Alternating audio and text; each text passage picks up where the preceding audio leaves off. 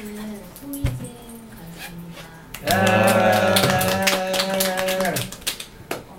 많이 미술사 강의를 해본 적은 사실 없어요. 그래서 어떻게 잘 설명을 할 수 있을지 저도 좀 배우는 시간이 될 것 같고요. 제가 세 번 강의를 하게 되어 있는데 이제 미술사를 보면서 그 다음에 감상에 대한 내용을 좀 오늘은 이 연대표를 보시면 고대, 중세, 모던, 근현대 이렇게 있는데 오늘 한 이쯤까지 갈 거예요. 한 1200년대까지 갈 건데 이때까지는 감상의 내용이라기보다는 저번에 세계사 때 했던 그 내용이랑 이제 연결하시면서 어떻게 역사의 흐름과 미술이 이어지는지를 생각하시면서 오늘 같이 보시면 될 것 같고, 그리고 이제 모던 르네상스 시작하는 쯤부터 근현대까지, 사실 근현대 부분에서 이제 좀 색깔도 되게 화려해지고 추상 미술도 좀 나타나고 그러면서 네 맞아요, 피카소가 나와요. 그러면서 이제 좀 더 감상할 수 있는 부분이 많아지는 것 같고, 이제 그 이전에는 뭔가 더 균형적인 거나 아니면 더 이렇게 화려하고 더 실제적으로 나타내는 거나 이제 이런 부분이 좀 크다 보니까 감상은 이제 다음 시간이나 다다음 시간에 이렇게 걸쳐서 하도록 하겠습니다.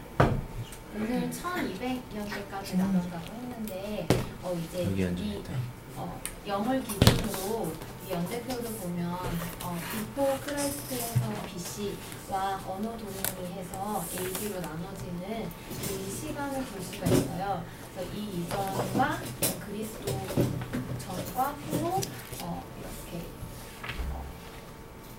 이 시기부터 선사시대부터 이집트, 그리스, 로마 그러면서 서로나 멸망하는 시점까지 이제 미술사 학자들은 고대로 보고 있고, 그다음에 그 이후부터 동로마 멸망하는 약 1000년의 시간을 중세로 보고 있습니다. 그리고 사실 근대를 바로 르네상스부터 치지 않고 어떤 근대의 시작이나 좀 태동으로 르네상스를 보고 있어서 사실 저 시기는 되게 학자들 사이에서도 뭐 모던이라 해야 한다 아니면 현대의 시작으로 봐야 한다 여러 가지가 의견이 많아서 제가 배웠을 때는 모던이라고 배웠습니다. 그래서 어떤 모더니즘이 이제 시작되는, 사실 이즘이라는 무슨 주의라는 것이 시작되는 것은 저기 19세기, 20세기부터예요. 그래서 이제 그 시작 전을 알리는 그 전초로 모던 시기가 있습니다. 그래서 쭉 가는데 굉장히 사실 그 시간의 흐름이 산업혁명이나 뭔가 좀 빠르게 진행되기 전까지는 어떤 이렇게 미술사적으로 묶이는 그런 뭐 어떤 양식이다 이런 것들이 좀 이렇게 조금 그러니까 종류가 많지가 않은데, 저 19세기쯤 가면은 이제 뭐 신고전주의, 뭐 낭만주의, 인상주의, 표현주의 되게 여러 가지 것들이 나왔고, 20세기는 더 많아져요. 이제 전쟁을 겪으면서 뭐 야수주의, 입체주의, 다다, 초현실, 뭐 굉장히 뭐 이상한 예술까지 계속 나타나게 돼요. 고대를 처음에 보면은 빌렌도르프 비너스라고, 아까 우리 그 연대표를 보면 정말 그 0에서 아주 멀리 2000년도 더 멀리 기원전 25,000년의 시간을 볼 수가 있어요. 근데 이거는 제가 제목 옆에 이것이 어디에서 볼 수 있는지도 작게 써놨는데 여름에 선교 가실 때 참고하시면 좋을 것 같습니다. 이거는 어떤 이제 약간 조각을 이제 주술적이나 아니면 미신적으로 조각한 건데 되게 형상만 봐도 되게 풍요롭잖아요. 그래서 되게 풍부하고 옛날에 그런 어떤 잘 사는 사람, 부유한 사람의 어떤 그런 풍성함을 나타내는 그런 풍요와 다산의 상징을 볼 수 있습니다. 그리고 오른쪽은 라스코 동굴 벽화인데 우리 옛날에 뭐 역사책이나 미술사 책에서 제일 첫 표지에 등장하는 그런 벽화예요. 근데 이게 라스코, 프랑스에 있는 라스코도 그렇고 스페인에도 알타미라라는 그 동굴이 있는데 되게 많이 들어보셨을 텐데 그게 처음에 어떤 뭐 가족이었나 그 어떤 소녀였나 처음 그 발견이 돼서 그때부터 되게 큰 동굴 벽화 되게 옛날 사람들이 이제 벽에 있는 그런 표면들을 연구했을 때 이제 BC 15,000년에서 10,000년 정도 됐겠구나 이걸 추정을 하면서 되게 놀랍다 이렇게 해서 사람들한테 개방을 했는데 갑자기 이제 사람들이 많이 오고 막 이산화탄소도 막 계속 노출이 되고 그러면서 이제는 못 들어가게 됐다고 그렇게 합니다. 그래서 이제 어떤 동물이나 뭐 사냥이나 우리 익히 들었듯 그 선사시대 때 생각해 볼 수 있는 그런 미술이 나타난 것 같습니다. 이제 이집트 미술이 이제 시간 순서로 이제 고대 미술을 좀 천천히 제가 몇 시까지 하면 되죠? 2시 55분. 이집트 미술이 시작되는데 라오테 왕자와 노프레 왕자비라는 좌상입니다. 근데 이게 이집트 미술에서는 되게 정면을 보고 이렇게 딱 그런 정면성을 되게 중시를 했어요. 그리고 어떤 그 왕과 그 자신의 그 왕과 왕비에 대해서 되게 추대하고 신처럼 모시는 게 있었기 때문에 이렇게 그런 왕과 그런 그 왕의 가족들을 위한 그런 미술들이 굉장히 발달했습니다. 우리 성경에서도 나오는 그 갈대아 우르라는 그 지역에 있는 지구라트예요. 그 지구라트는 이제 신전을 중심으로 한 어떤 이제 도시와 이제 그런 탑 같은 건데 우리가 알고 있는 그 바벨탑도 지구라트의 한 형태입니다.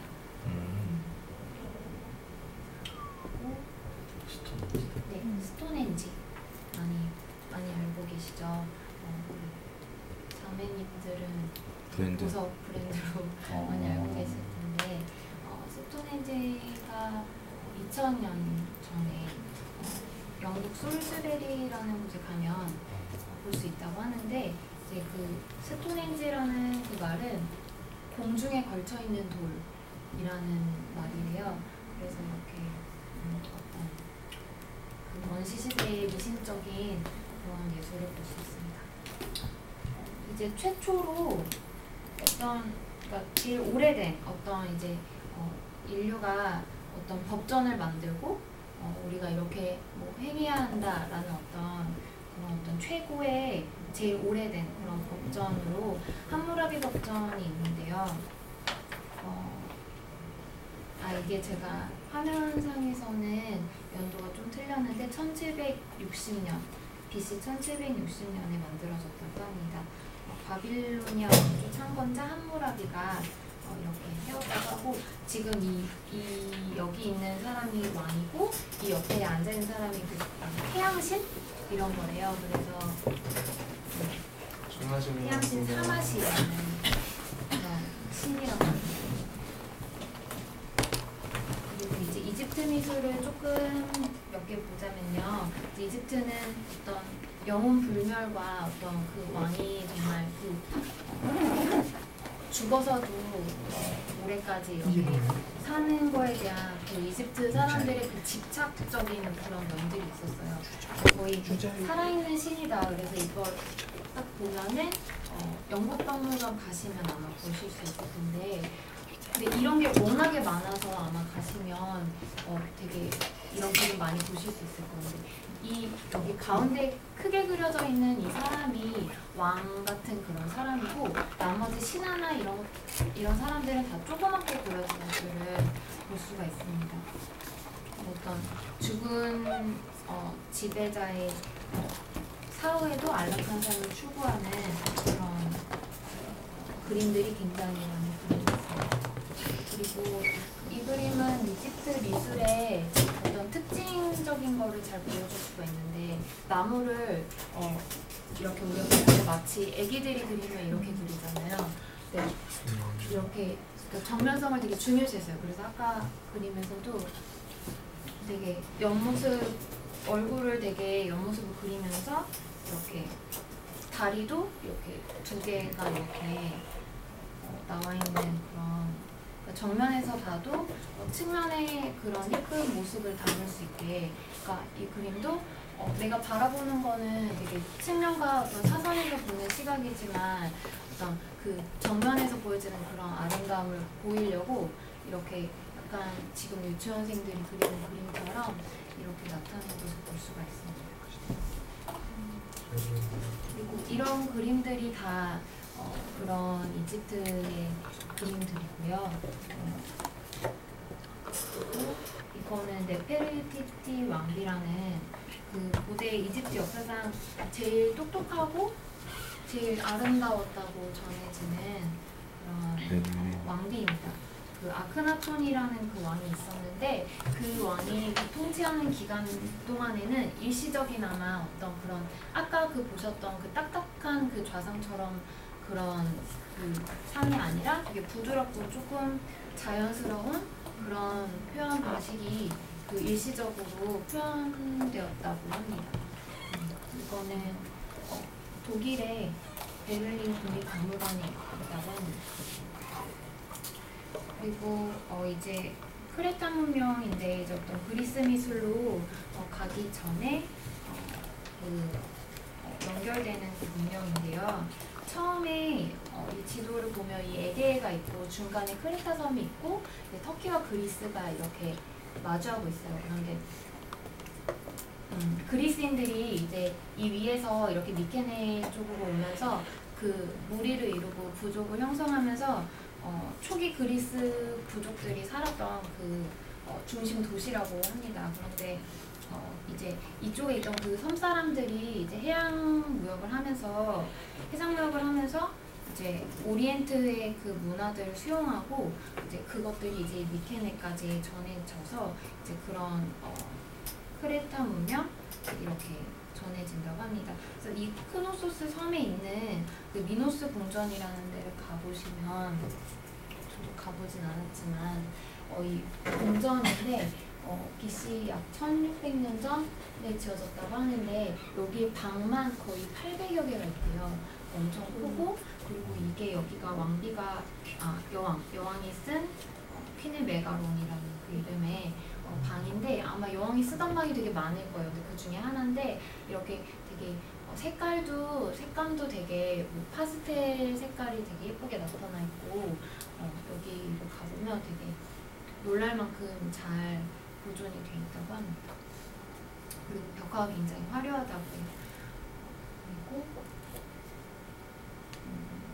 이거는 설명 중인데 그리스 미술이 그래서 제가 그 설명하는 거는 여기 종이에다가만 써고 여기는 그림밖에 없거든요. 그래서 여기 같이 보시면 그리스 미술이 이제 미케네가 멸망한 후에 이제 도리아인, 이오니아인들이 그리스의 주된 민족들이었는데 넓게 흩어진 소규모 공동체 폴리스라는 그 독립적이고 개성 있는 그 공동체들로 이루어지고 있었다고 합니다. 그래서 그리스인들은 오리엔트 문명의 영향을 받았지만 독자적인 문명을 형성시키고 발전시켰는데 그거는 신의 그 믿음의 차이에서 알 수 있다고 합니다. 뒤에 함께 보시면 오리엔트와 그리스를 비교하는 것이 있는데 신의 형상을 태양이나 불, 신비한 그 동물들로 나타내면서 어떤 두려움과 되게 신비로운 것들을 나타내는 반면에 그리스는 굉장히 사람처럼 질투하고 싸우고 이런 사람의 형상을 되게 중시하고 굉장히 이제 비례를 굉장히 따진 그런 모습을 볼 수가 있는데 이렇게 사람을 중심으로 하는 그런 생기미술 문명이 나타나게 됩니다. 그리고 이제 그리스에서의 예술을 보게 되면 우리가 예술이라고 칭하는 그 아트는 라틴어 아르스, 그리스어 테크네라는 그 말에서부터 이렇게 건너 오게 된 것인데 이거는 스킬을 의미해요. 그래서 우리가 테크닉이라고도 말을 하잖아요. 이것은 어떤 회화나 조각 건축 같은 우리가 보여지는 시각예술만을 지칭했고 시나 음악, 무용 이제 이런 것들을 비이성적인 영감의 어떤 광기의 소산으로 보았다고 합니다. 그래서 이제 더 하등의 것으로 그때는 취급을 했다고 해요. 그런데 이제 현대에 오면 이제 우리 나중에 배우겠지만 뭐 18, 19, 20세기 이렇게 넘어가게 되면은 키네틱 아트라 그래서 움직이는 예술, 뭐 행위 예술 이렇게까지 이제 발전을 하게 됩니다. 어떤 테크네에 대한 이런 생각은 이제 르네상스까지 계속 이어지게 되고 감성의 영역이 아니라 어떤 합리적 법칙, 룰에 따른 이성의 영역이었다고 합니다. 그래서 이렇게 이상적인 비례에 대해서 이제 카논이라고 우리가 알고 있죠. 그래서 그 0.618 대 0.382 되게 외우기도 힘든 숫자인데 1대 1.618 이게 되게 굉장히 황금 비율인가 봐요. 그래서 이걸 사실 따지고 보면 되게 이상한 그 몇 등신 이걸 세면은 되게 이상하게 나온대요. 근데 그거를 이제 이때 만들었을 때 1.1대 1.618의 나 같은데? 나도 꽤 황금 비율인 것 같아. 다리가 짧은 게 아니었는데. 현대 남성 아닌가요? 여성입니다. 성실히 좋겠다. 위너스 성체. 성실히 좋겠다. 그리고 이제 파르테논 신전도 그렇고 저런 어떤 이제 고딕 성당도 그렇고 노트르담 성당도 그렇고 굉장히 비율이 되게 충실하다 그래서 사실 우리나라 건물 속에 살다가 외국에 여행을 갔을 때 되게 눈이 되게 따박따박 맞춰져 있는 그 외국의 건물들에 이제 되게 규칙적이고 되게 예쁘다 이렇게 생각했던 것들이 이런 이상적인 비율에 있었습니다. 그래서 이런 것들은 이집트 피라미드에서도 볼 수가 있고 그리스 항아리, 고딕 성당도 이렇게 비율에 따른다고 합니다. 그리고 이제 그리스 미술에 여러 가지 양식이 있는데 이렇게 양식을 나눠놨어요. 학자들이. 근데 기하학적인 미술, 고대 그 그리스 초기 때는 되게 엄격하고 딱딱한 그런 모습이었는데 이제 아르카익 미술이라 그래서 이렇게 코레아 코레우스 상이라고 코레는 이제 청년을 의미하고 코로스는 이제 여자 청년을 의미해서 이렇게 남성상 여성상을 보면은 되게 차렷자세고 되게 동적이지가 않잖아요. 그런데 이제 얼굴에 미소를 띠고 있어요. 그래서 이거를 아르카익 스마일이라고 하는데 이 아르카익 시기 때 이런 특징을 가지고 있다고 합니다. 그래서 되게 그러니까 움직이는 그 조각을 이렇게 조각을 깎아내기까지가 되게 그 시간이 오래 걸렸어요. 그래서 이렇게 움직이는 모양을 표현하기가 어려웠던 그 시대 때는 이렇게 표현을 이제 얼굴로 표정으로 이렇게 표현을 했는데 이제 여기서 그 고전주의 미술로 이제 다시 BC 480에서 323으로 넘어가면은 이 고전주의 미술이라는 거는 이제 그 고전이라는 건 그 클래식하다라는 그 표현은 이제 정말 어떤 기준이 된다. 그러니까 아름다움의 기준이 된다는 그런 얘기예요. 그래서 이 시기 때가 굉장히 그 그리스 미술의 전성기라고 볼 수가 있습니다. 그래서 넘어가면 슬슬 이제 다리도 약간 짝다리가 되고 이제 팔도 올라가고 이렇게 더 표현이 더 동적으로 변해요. 그러면서 이제 표정에는 이제 변화가 없는 무표정이. 근데 이 짝다리하는 이 자세를 폰트라포스토라고 하는데 이 자세가 되기까지 거의 몇백 년의 기간이 걸립니다. 그래서 이렇게 조각상들이 팔이 이렇게 다 잘려져 있는 거는 이제 발굴될 때 너무 의미있는 거 아니야? 내가 보고 좋길래 괜찮네. 발굴될 뭘 때 보고 이렇게 있는 거야? 절단돼 있거나 그러니까 팔이 이렇게 들어 올라가 있거나 이렇게 움직이는 자세다 보니까 이렇게 많이 잘려져 있어요. 그래서 어쩔 수 없이 발굴됐을 때 당시 이렇게 저희가 원래 팔이 있더만요. 팔이 있었죠. 이렇게 그래서 더 뭔가 감상자로 하여금 더 이렇게 상상하게 하는 그게 있어요. 그래서 얘가 팔을 뭐 이렇게 했을 것이다, 뭐 이렇게 했을 것이다, 뭐 비너스는 뭐 손에 뭘 들고 있었을 것이다, 뭐 이런 식으로 이렇게 상상을 하곤 합니다. 그리고 이제 헬레니즘 양식으로 넘어가는데요. 굉장히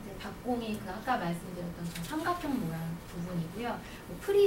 프리즈는 이제 이 네모 부분 이렇게 쭉 길게 이어지는 저 벽을 다 이렇게 통틀어서 프리즈라고 하고, 메토프는 뭐냐면 여기 사이에 있는 돌 있잖아요. 이게 메토프예요. 네. 그래서 이 부분들 명칭을 알고 계시면 좀 더 공부하시기 편할 것 같습니다. 그리고 이 고전, 그러니까 그 어떤 기준이 되는 그 그리스의 기둥 양식인데 되게 그 초기에는 이렇게 단순해요, 모양이.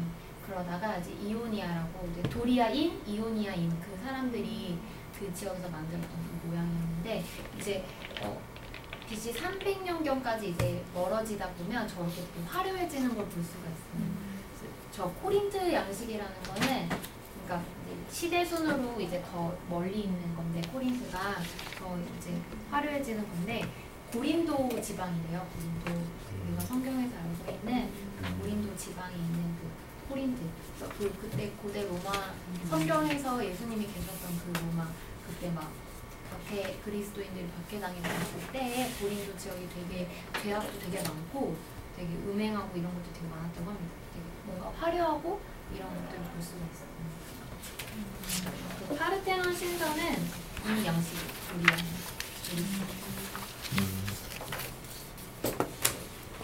그리고 이제 로마 미술로 넘어가 볼게요. 이제 로마 미술은 이제 BC 7세기 그리스의 통치를 받았던 남부 이탈리아, 2세기 로마 군대의 그리스를 정복하면서 그리스의 그 우수한 예술과 문화에 압도를 당해요. 그래서 대량으로 복제를 하고 그리스에서 이제 미술뿐만이 아니라 시, 수사학, 철학, 그리스에 있는 지식인, 조각가, 화가 이런 수많은 장인들을 고용을 해서 이제 정말 굉장히 많이 복제를 하고 이제 많이 가져다도 놓고 이렇게 했다고 합니다.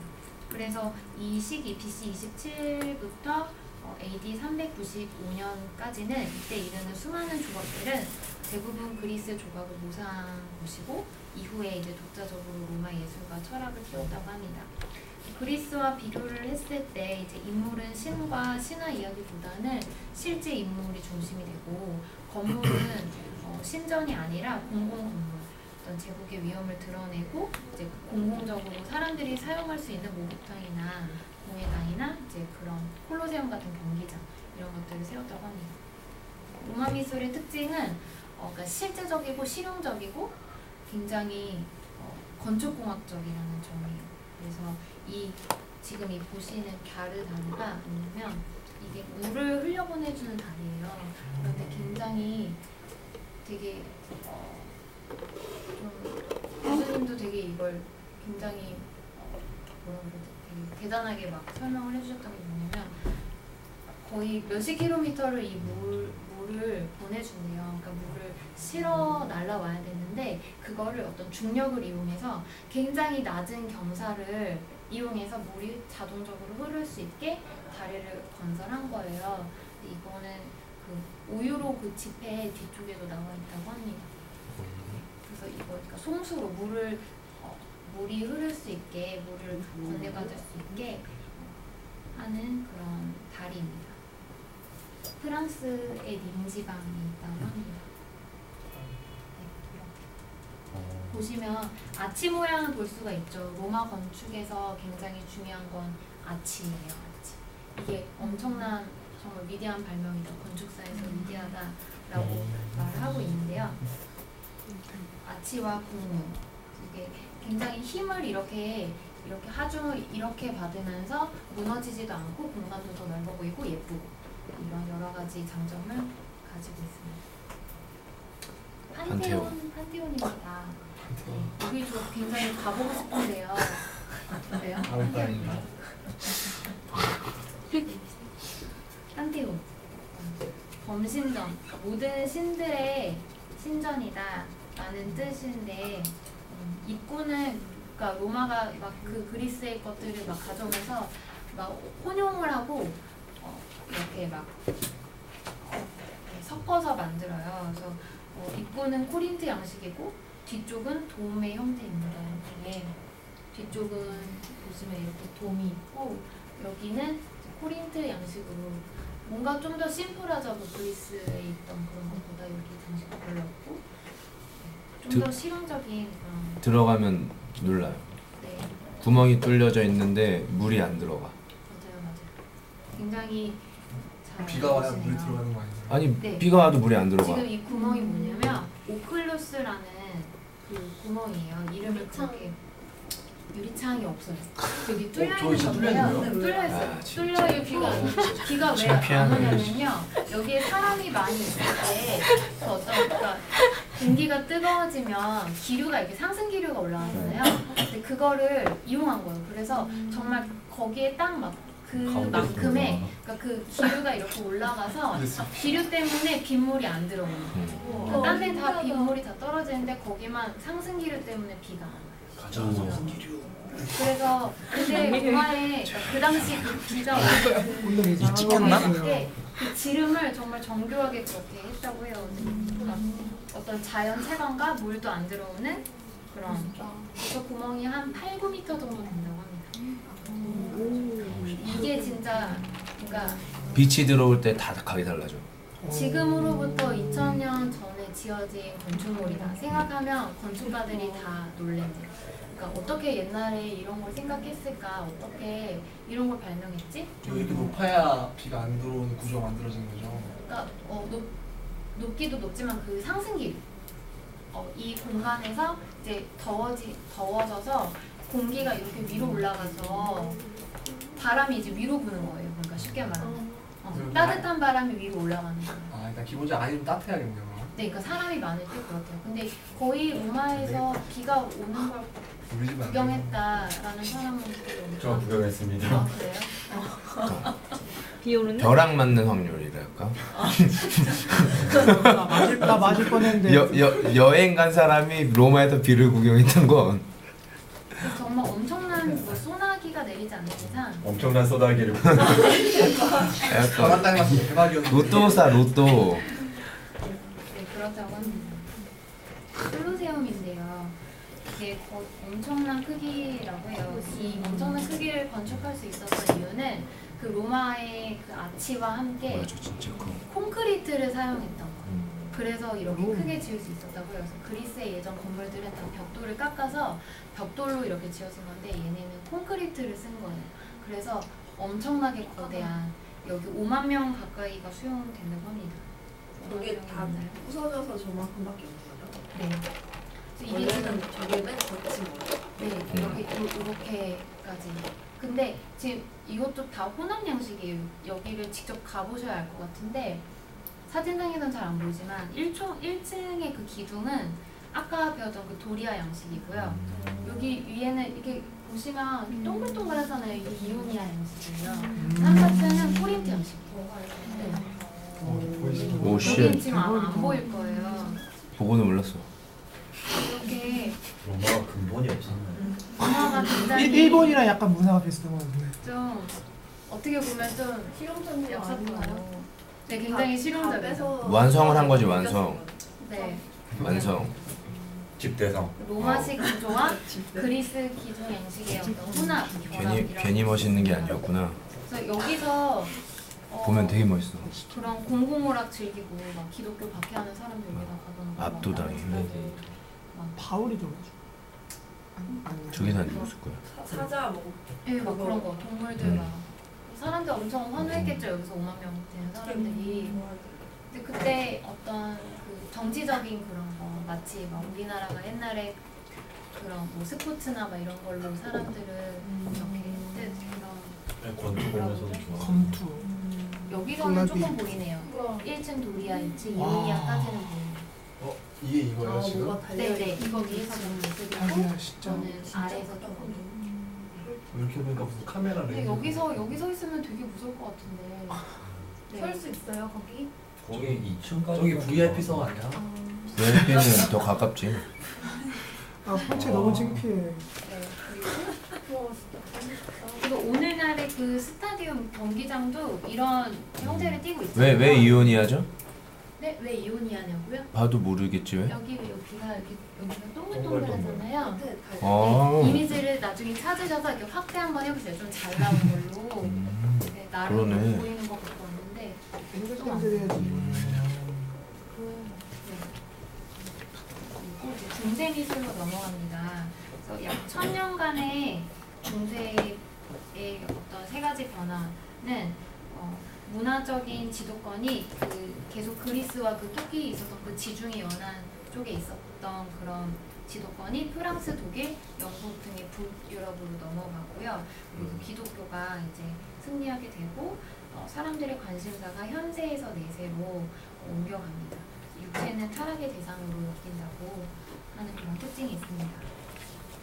중세 기독교 미술은 굉장히 상징적이고 종교적인 내용이 바탕이 되어 있어요. 그래서 초기 기독교인들이 박해를 피해서 카타콤에 들어가서 그렸던 그 천장화 같은 건데 이게 요나의 이야기래요. 근데 아마 이게 배 타는 그거겠죠? 그리고 네. 물고기 어디지? 물고기는 모르겠어요. 무서운 저기 거다. 있나? 이렇게 창피한 이제 오늘. 네, 그래서 내세의 구원에 대한 관심이 높아서 사실적인 표현과 어떤 재현하는 그런 경향이 사라집니다. 그래서 중세 쪽 미술로 가면은 어쩌면 그리스나 로마 때 미술보다 더 뭔가 그림이 약간 이상하고 되게 어색해 보이는 그림이 많이 나타나기도 합니다. 그리고 누드화가 없어져요. 그리고 해석적인 정확성도 좀 떨어지게 됩니다. 그러니까 육체와 정신의 조화를 강조하던 그리스 로마와 좀 비교되는 부분입니다. 그리고 기독교가 북교로 승인되면서 이제 거대한 성당과 수도원이 설립이 됩니다. 이게 초기 기독교 바실리카는 어떤 그냥 성회나 이런 거라고 보시면 돼요. 성당처럼 이렇게 초기에 이제 기독교가 공인이 되면서 이렇게 건물들이 세워지고 점차 발전이 되면서 저렇게 화려하게까지 변화가 됩니다. 점점 이제 거대한 성당과 수도원이 설립이 되고요. 벽면과 천장화가 또 이제 그려지게 되고 모자이크도 만들어지게 됩니다. 그리고 신성에 대한 지향을 모자이크, 프레스코, 스테인드 글라스로 화려하게 장식하게 됩니다. 프레스코는 이제 그 벽에다가 뭐 물감이 마르기 전에 이렇게 다 그려내는 그런 그림이에요. 이게 되게 많아지게 됩니다. 초기부터 교회 안에 회화가 굉장히 많아지게 되고요. 6세기 말에 교황 그레고리우스라는 사람이 있었나봐요. 이 교황이 그 문맹 신도들의 교화를 위해서 그림을 많이 그려서 예수님 어떤 그때의 그 신에 대해서 이제 많이 알리고 사람들을 알게 해야 된다.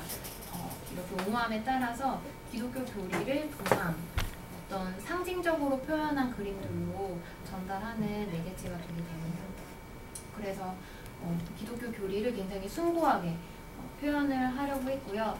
수태고지, 예수탄생, 세례, 십자가, 사마리아 여인과의 만남 이런 성서에 있는 주제들로 한 제단화가 대표적인 예입니다. 이런 뭐 굉장히 많은 그림들을 보실 텐데 이제 직접 가서 보시면 되게 많은 그림들이 있더라고요. 근데 백합꽃은 이런 동정녀 마리아의 처녀성을 의미하고 양은 사도를, 연못에서 물 마시는 두 마리 사슴은 크리스천의 거듭남을 상징한다고 합니다. 여러 가지 이거 외에도 되게 많은 그 상징들이 있다고 해요. 열쇠, 레드. 네. 궁금하면 네. 그런 상징성들은 그 사람들이 그림을 그리면서 다 쓰는 건가요? 썼다기보다는 어떤 그 선서를 좀 뭔가 바탕으로 해결하는 거예요? 네네 그러니까 그 미술사들이 이제 궁금해서 연습을 하고 네. 이제 이렇게 전해지는 거예요. 근데 그런 백합꽃이나 뭐 그런 뭐 양을 그린거나 이제 이런 그림들이 되게 많아요. 여러 그림에서 그리고 제단화 양식이면요.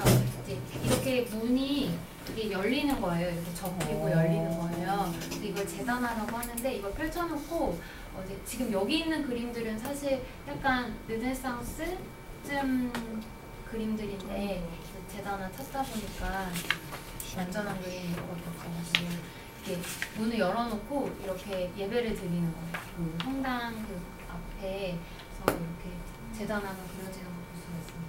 그 다음에 뭐 나중에는 꼭 그런 어떤 성화나 이런 게 아니라도 이렇게 문을 열리는 그런 그림들을 많이 그리게 되고요.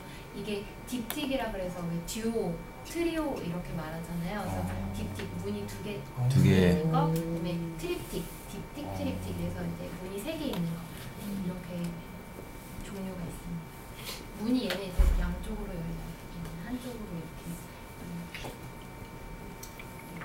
그래서 어떤 그리스 로마와 비교를 하자면 그리스 로마는 철학 시대, 중세는 종교 미술이고요. 그리스 로마 때는 형상과 조형美어떤 그 카논처럼 딱딱 떨어지는 그 비례를 굉장히 중요하게 생각했지만 중세는 오히려 더 이렇게 그런 비례들을 무시하고 더 상징적인 표현으로 더 나타나게 됩니다. 그래서 그리스 로마가 색도 사실 그 우리가 앞서 봤던 그런 그 신전들 건물들도 색깔이 칠해져 있었던 게 많았다 그래요. 그런데 지금 벗겨져서 그게 안 보이는 거예요. 색깔이 많았는데 중세 오면서는 더 색깔을 죽이고 그런 모습을 볼 수가 있습니다. 그다음에 이제 동로마 미술인데요. 비잔틴 미술이에요. 유스티아누스 황제의 집권 이 시대 이전에는요 초기 기독교 미술과 비잔틴 미술 사이에 차이점이 없었습니다. 그래서 이 유스티니아누스 황제가 굉장히 그 미술을 되게 적극적으로 후원을 많이 했는데요. 이때 그 연대표를 보시면 726년에 성상 파괴 논쟁이 있어요. 그래서 이때 이후로 한 100년간 그런 어떤 그 성화가 굉장히 막 폐지가 되고 막 성상화는 다 없애야 된다, 우상숭배다, 막 이런 이야기가 나타납니다. 그래서 비잔틴 미술의 황금기를 그 전후로 이렇게 제1, 제2 이렇게 나누고 있어요. 그래서 여기 보시는 하기야 소피아 성당이 저번에도 세계사 시간 때도 그때 했는데 그때 제가 잘못 말씀드린 게 있어요. 이 돔이 나중에 세워진 게 아니라 이 첨탑이 나중에 세워진 거더라고요. 뚜껑은 원래 네, 있었고 이 돔 자체 원래 있었고 이렇게 있었는데 이게 나중에 생겼대요. 그래서 굉장히 엄청 그 당시에 지어진 걸로는 엄청나게 유명한. 그래서 이 건축가들은 아직까지도 그 이름이 추대받고 있어요. 그 수학자랑 건축가가 같이 합작해서 지은 건데 굉장히 유명한 성당입니다. 시간이 없어서 조금 읽어보시고요. 그리고 그다음에 이게 그 유스티니아누스 황제 이 가운데 있는 사람이 그 황제예요. 마치 자기가 신처럼 표현을 하고 있는데 이 인원수도 세어보면 여기 뒤에 있는 사람까지 세면은 12명이 돼요. 그래서 마치 자기가 예수님과 12제자인 양 이렇게 드러내고 있습니다. 꼼수 썼다. 그쵸, 여기 되게 애매하게 어떤 그 신성한 왕권을 표현하고 있고요. 그리고 이게 되게 그 표현 같은 것도 되게 왕은 되게 뭔가 그 왕 같은 그 모습으로 했고 여기 글씨 써 있는 게 그 막시미니아누스 이 대주교인데 이 대주교 머리도 대머리였나봐요. 이런 사실적이고 어떤 그 비례 같은 것도 잘 맞춰서 표현을 하고 있습니다.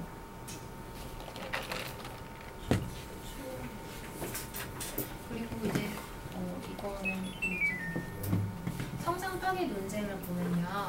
이게 450년부터 550년 사이 소아시아에서 기적을 일으키는 그 성상화가 나타나게 돼요. 사람들이 그거에 이제 막 절하고 우상숭배를 하게 되면서 이제 황제의 신령에 따라서 종교적인 화상, 종교적인 그런 그림을 우상으로 규정을 하고 100년간 엄격히 규제했다고 합니다. 계속된 논쟁 속에서 그리스도가 지닌 이성과 신성으로서의 문제가 신학적인 쟁점으로도 야기가 되었고 형상 숭배가 아니라 형상을 통한 하느님과 성자들을 숭배한다 이제 이런 주장을 통해서 종교 미술이 발전할 명분을 얻었습니다. 도상학적 이콘 그러니까 그 상징에 따라서 그려지게 되는데요. 정치 사회적 측면에서는 국가 대 교회, 서로마 대 동로마 간의 다툼이 이제 이 성상 파괴 논쟁으로 더 노골적으로 드러나게 되고 카톨릭과 동방 종교가 분리된 계기까지 되게 됩니다. 그래서 이렇게 성상 파괴 논쟁 카톨릭이나 동방 종교 중 하나는 더 이상 성상을 만들지 않은 거예요? 그 제가 정확히 알지는 못하는데요. 그래서 어떤 그 신학적인 그 느낌이 뭐 듣는 신앙, 뭐 보는 신앙 뭐 이렇게 좀 나뉘었다고 저는 그렇게 느끼고 있습니다. 쪽이 성상을 안 그리고 서쪽이 그리는 거고. 아니 그 물어보신 거 맞잖아요. 확실한 건가? 정리해야 설명. 그래서 어떤 그런 그 교리까지 그렇게 나뉘는 계기에 그 영향을 줬다고 합니다.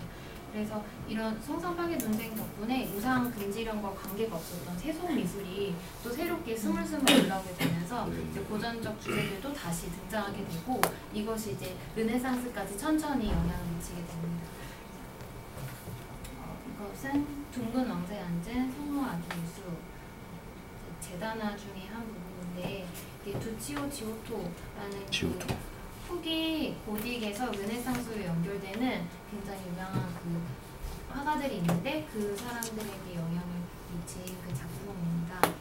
이렇게 굉장히 딱 봐도 되게 그 상징적이고 뭔가 그 표정과 이런 것들 그 뭐 이렇게 후광을 나타냈다거나 이제 이런 것들을 보면 그런 도상학적 이콘이라는 것을 설명이 되는데요. 이제 이런 거예요. 이렇게 다 되게 비슷하잖아요. 되게 그러니까 되게 뭔가 그 신의 인자함이나 뭐 이런 걸 드러냈다기보다는 그러니까 뭐 우상 숭배와 이제 이런 것들을 막기 위해서 또 그렇고 이런 어떤 상징적으로 표현하는 것 더 그래서 어떤 경외심을 표현해야 하는 그런 필요성 때문에 고정되고 고착화된 방식을 꾸준히 반복하게 됩니다. 굉장히 엄격한 그 규칙에 종속되어야 했었고 이때의 미술은 그러니까 신에게 경배하고 예배하기 위한 미술이었다. 신을 위한 미술이었다. 이렇게 얘기를 하고 있습니다. 그래서 후기 비잔틴에 이르러서 이제 11세기가 이르면서 플라톤과 고전 영국의 부흥으로 후기에 접어들게 되고요. 휴머니즘적 사상, 인본주의적인 사상이 싹트기 시작하고 12세기 들어서 미술의 부드러운 묘사와 개인 감정 표현이 나타나면서 르네상스로 연결이 됩니다. 그리고 이제 이것과 더불어서 이 비잔틴 미술과 더불어서 동시에 로마네스크와 고딕 미술이 같이 이제 발전을 해요. 그래서 이렇게 그 11세기 게르만인들이 이제 영국, 잉글랜드에 상륙을 해서 그 게르만인들이 발명한 그 건축 양식이 로마네스크인데 이것들이 이제 점점 퍼지게 됩니다. 그래서 그 새로운 그 봉건 영주가 된 그 사제들과 귀족들이 자신의 그 것들로 로마네스크로 굉장히 많은 그 수도원과 예배당을 짓고 자신들의 힘을 과시하게 됩니다. 로마네스크는 로마식이다, 로마와 같다 이제 이런 의미고요. 이렇게 반원형 궁룡으로 이렇게 또 교차되는 궁룡 이런 모습으로 지어집니다. 생세르맹 성당인데요. 이제 이렇게 어떤 그 사제와 수도사들을 위한 교회였다가 이제는 이제 그 성도들과 그 순례자들을 위한 그 더 이제 더 크고 더 넓은 그런 공간이 필요하게 되면서 이렇게 십자 모양으로 짓게 됐다고 해요. 네, 그래서 더 넓어졌습니다.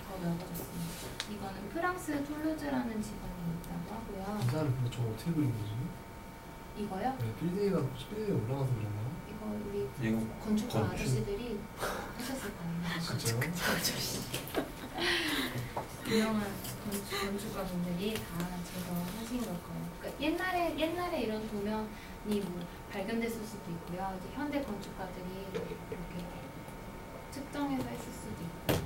아 이거 내가 생각하고 그린 거예요? 아 이거요? 아니요. 이거 사진이에요. 사진이잖아. 사진이요? 네. 아, 그림 맞아요? 건물이잖아, 건물. 네. 진짜 리얼 창피하다 진짜. 그림 아니에요? 네. 와 그림이 신기하다. 소름 돋았어. 문맥을 좀 그림이 네. 더런 성당인데요. 중세 유럽에서 지어진 교통스마잖아. 교회 중에서 가장 큰 건물이래요. 그 교차 공룡이라고 이렇게 여기 보면 이렇게 엑스트로자로 있잖아요. 이게 그 아치에서 그 발전형입니다. 이렇게 교차로 지어진. 네. 그래서 굉장히 건물이 튼튼해지고 이 더럼 성당은 그 해리포터 찍었던 곳이에요.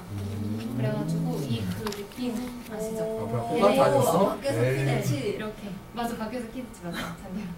이렇게 시위 너무 가면서 좋아. 호감트가 여기였구나. 이런 교차형 아치가 특징입니다.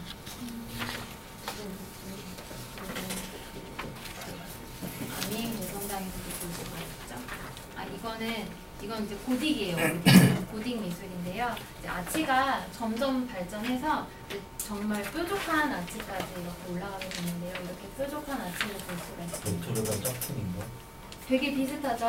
프랑스에 굉장히 많은 그 고딕 성당이 있어요. 뭐 렌스, 노트담, 샤르트르, 아미엥 이 외에도 되게 많아요. 그리고 영국에도 웨스트민스터, 독일 펠른드 성당, 이탈리아 밀라노 대성당 등등 있습니다. 이런 어떤 랭스 대성당 이렇게 보여지면 굉장히 뾰족하고 반복적인 형태를 볼 수가 있고요. 샤르트르 대성당도 마찬가지입니다. 노트르담 대성당은요, 노트르담 이게 그 담이 마담할 때 그 담이고요. 그 아워 레이디에서 우리의 부인이다 이런 뜻이에요. 성처녀 마리아를 의미한다고 합니다. 그래서 고딕 양식은 이제 수직성의 양식이다라고 봐도 되고요. 그리고 굉장히 그 균형감과 일관된 어떤 그 통합적인 양식 그걸 되게 강조하고 있습니다. 그래서 로마네스크랑 차이가 있다면 로마네스크는 작가의 자유 표현을 강조했지만 노트르담 같은 이런 성당들은 그 메스터에 의해서 일단 이거는 이렇게 통치를 받고 통합적으로 짓게 되었다고 합니다. 이런 고딕 성당들은 그곳에 사는 시민들의 긍지를 높이는 어떤 상징이었기 때문에 당시 침략자들이 자행할 수 있는 최고의 공격은 이제 이런 거를 공격하고 무너뜨리는 거였다고 해요. 그래서 어떤 문화에 대한 자긍심을 무너뜨리고 마치 그 9.11 테러 때 초고층 빌딩 무너뜨렸듯이 그 뭔가 뭐 삼성에서 뭐 어디에다가 초고층 빌딩 짓는데 그러면 뭔가 막 되게 대단하다 이런 생각 들잖아요.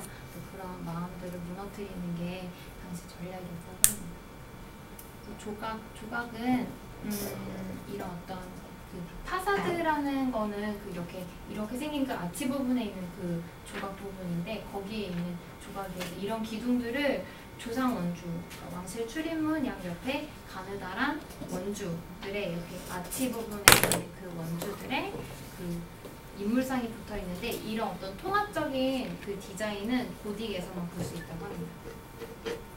스테인드 글라스인데요. 이게 장미창이에요. 이걸 장미창이라고 이게 되게 불러요. 크다. 근데 이게 파사드예요. 이렇게 해서 이렇게 기둥.